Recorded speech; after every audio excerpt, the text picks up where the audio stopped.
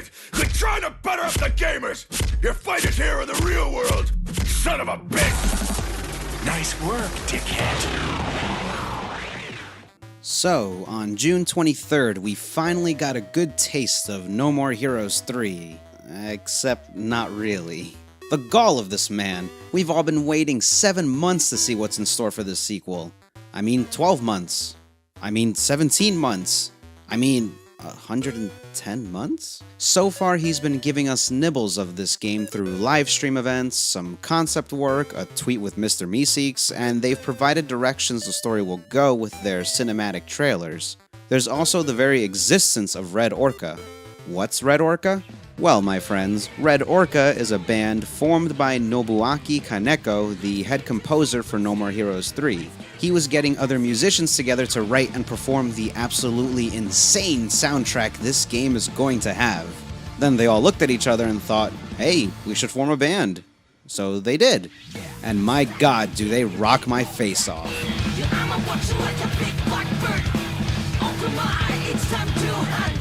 Check out their first album, Wild Tokyo, on Spotify, or YouTube, or wherever else you go to listen to music. Anyway, back to No More Heroes 3. Fans have already picked apart this obscured preview of the gameplay, noting mechanics that have returned from previous titles, such as jumping, roulette power-ups, and possibly the layout for skill chips, although there's been other big brain theories as well. There's also the camera angle to take note of, which is farther away than the likes of No More Heroes 1 or 2. To be completely honest, I was hoping there was more to discuss, but it was such a short glimpse at a single boss fight, and the last thing I want to do is make some half-ass 5-minute junk that spews out observations in order to suck up some ad revenue. I'd rather link you to Dreambaum's tweet thread that picked apart just about everything possible. However, I really do want to talk about what we've been shown regarding No More Heroes 3 so far. I barely scratched the surface of it in my previous Kill the Past video after all. While there still isn't a confirmed date, and I personally doubt the 2020 release is still probable, I figured I'd give my thoughts on what is being prefaced for No More Heroes 3. Good luck! I thought this will make a nice precursor to my eventual analysis on the game when it's fully released too. So, firstly, there's Travis Strikes Again. Suda51 has spent more of his life inside the video game industry than he has outside of it. His life, his ambitions, his lowest points during his career are all represented in Travis Strikes Again. Does that sound crazy? Well, play this awesome continuation of Travis's story for yourself, and if you're still not sure what I mean, watch my analysis on it afterward. The Nintendo Switch version is the best one to go with, but after playing it extensively on PC and PS4 as well, I can say those ports are satisfactory, and most of the issues I experienced are things you likely won't notice. It isn't as disastrous as the PS3 port of No More Heroes 1 that people still defend for some reason. I don't care if you lack a Wii or a decent PC to run Dolphin. A bad port is a bad port. Throughout these tech scenarios that I like to call pinball novels, particular characters even return for a quick appearance and preface events that are still a long ways away before they come into fruition. While fools across the internet were accusing Suda51 of holding No More Heroes 3 hostage and peddling this cheap cash grab, I think it's safe to say Suda always intended to make a true No More Heroes 3 no matter what. The self-aware characters anticipate the big three throughout, so much that the end of the main story leaves us with a barefaced admittance that it's happening. Huh? Where is this? Open up your eyeballs, dude. We're in development. Suda seems like the kind of person that'll live in a cardboard box before he stops making video games, so even if Travis Strikes Again didn't do well regarding sales, I'm pretty sure he would have made it either way. Even though Marvelous has partial ownership to the IP, I don't really know the absolute details, but I think he would have made sure it's happening, and now it is happening. For all we know, this was the plan the entire time. Perhaps Travis Strikes Again was just his method to expand upon the story in a different way.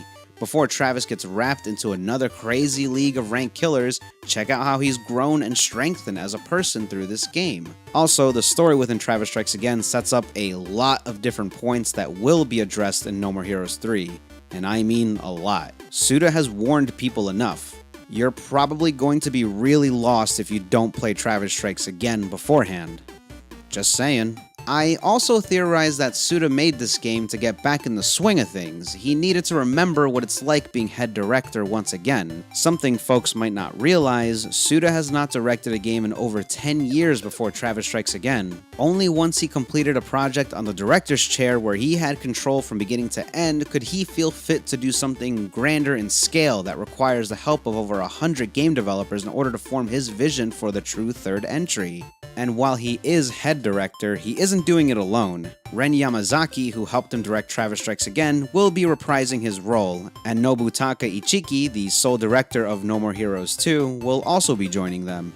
Having all three of them together on this project is a great testament to this game becoming the best of all worlds.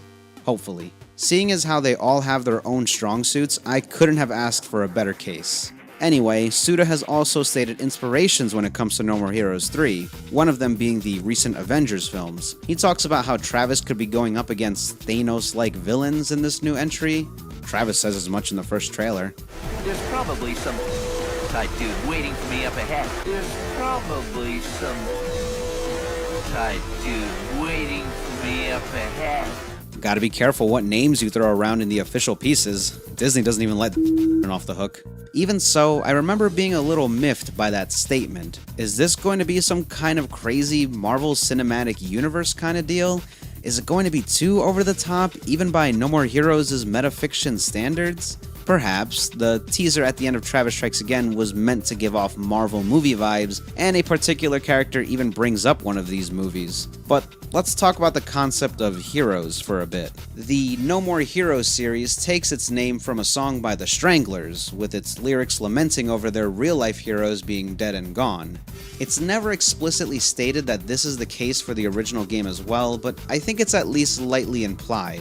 No comedians or Soviet revolutionaries to speak of, but it's more about these individuals as heroes being gone from their life. Shinobu trying to avenge the death of her father, Dr. Peace failing to reach out his family that could have given him a reason to start living a real life, and of course, Travis witnessing his own master dying in front of him. By the end of Travis's adventure, there are no heroes left in this story. This relates to Travis Strikes Again as well, where our titular protagonists had to tear down these heroes of their respective games that would end up teaching him lessons about heroism, psychopathy, seclusion, legacy, admiration, and self-identity. However, leaving the world of the Death Drive, what can they conjure to up the ante for a true sequel? How about superheroes? Or at least the concept of them. I think that's going to be a part of the subject when it comes to the message behind No More Heroes 3 in a lot of ways. But why? Besides what was stated during E3 2019, the end of that same year, we saw another glimpse into this title live at the Game Awards, witnessed by millions of people tuned in. Superhero? What the hell? Oh! That's the name of the game? Superhero! Holy shit! Yeah! There it is!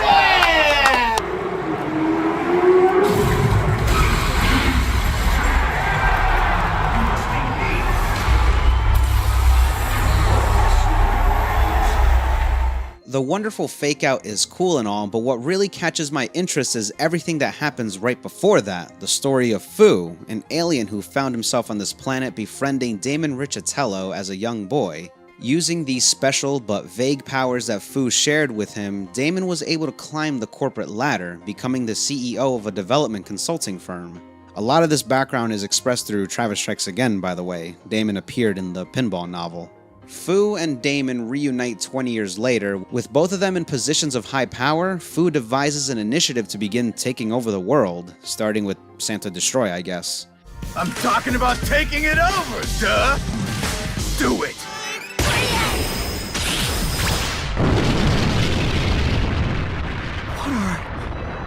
What did you do? Apparently, superheroes are popular in this country, so we're gonna jump on that. Fu could be the Thanos-like villain Suda was speaking of, despite proclaiming he's jumping on the superhero craze that has reached public obsession. The idea of a superhero was never really the focus in these games. Sure, you had Destroy Man in the first title, but that was just a single boss fight. There wasn't any theme relating to superheroes outside of that confrontation. This new game could be adding more to the theme that Destroy Man represented, at least as far as I interpreted. Comic book superheroes in the 30s and 40s were pretty cut and dry with their premise and stories. Good guys with superpowers or just amazing ability and financial prowess stop the bad guys. Boom, pow, evil is defeated. But that idea was becoming tired for creators and fans alike as time went on. It took an amount of years to really get this change going, but superhero stories stopped being so one-note and cliche eventually. Comic writers started to mess with nuances and controversial topics while also depicting the expected superhero as something less shining. Times where they lose their minds to the clouds of fear and doubt, or just try to justify their actions with results. Some good immediate examples would be Watchmen or The Dark Knight Returns. These kinds of stories were acclaimed by most comic book fans, so needless to say that it was changing the comics industry in a big way. By the 80s and 90s, the face of superheroes and how people viewed them transformed, opening up more interesting commentary. Even the big-budget movies started to take their notes when it came to the narrative years later. The idea of the superhero. It's changed from World War II, when you knew who the good guys were. That's less and less clear, and we're not sure about the whole idea of heroes anymore. We're in a more cynical age. We haven't had a righteous cause like that, and so the heroes themselves are becoming tarnished. But there's something else to discuss as well, the very origins of these superhero concepts. Many prominent comic book heroes bear traits and inspiration from mythological beings of Greek origins, some of the most well-known examples being Wonder Woman and Hippolyta, or Iron Man and Daedalus. There's also Zeus and Superman comparisons to speak of, and Hercules, one of the most popular ancient heroes, has direct depictions in comics as well. All of these ancient figures are admired for their attributes, achievements, and Disney interpretations. But the truth is, they acted in a way we would find abhorrent in their original tales because they felt they were above humanity and its morality. Acts of infidelity, murdering family members, raining tyranny on humans, slavery, suicide, the list goes on. Man, if these were the kinds of gods and heroes that people had to look up to, what the hell were the bad guys doing? So, why all this talk on Greek mythos and comic book superheroes? Because I really want to emphasize on these subjects and the controversy they bear both in the past and the present. While they were admired and worshipped by people during the more ancient times, they're considerably heathen and take the vulnerability of humanity into their own hands through unnatural and devilish means. Damned means, if you will. While Hercules during his time was considered a hero, modern standards would definitely not see him in that light. I think with No More Heroes 3, Suda51 is going to really tear down the concept of superheroes and their sense of justice and morality. The ultimate thesis for the term, No More Heroes. Just like the Greek immortals, Fu and his cronies want to be adored as omnipotent gods, when in reality, they're more like demons that don't belong in this world. So Fu will most likely represent the darker nature of heroes and their sick minds.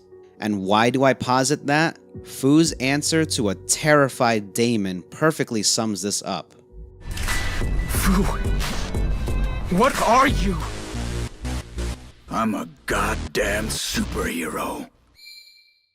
And that's pretty much all I have to say about No More Heroes 3 for now. If you want to learn how to prepare for the upcoming game while getting to know more about the creator and his life's work, check out the video I released previously if you haven't already. There are other aspects I didn't necessarily cover in this video, such as its strong ties with games like the Silver Case and the 25th Ward. You'll see it pop up on the top right of this video's end card. Thanks for watching. Little shout out to Sukuban NYC for continuing to help me with my videos. Check out their new Dose of Reality tee through the link below. Shout out to my patrons for continuing to support me. I love you! To bring my daughter back from the grave. Ain't no rules that I won't bend. Haters out here playing games, ported to the PC.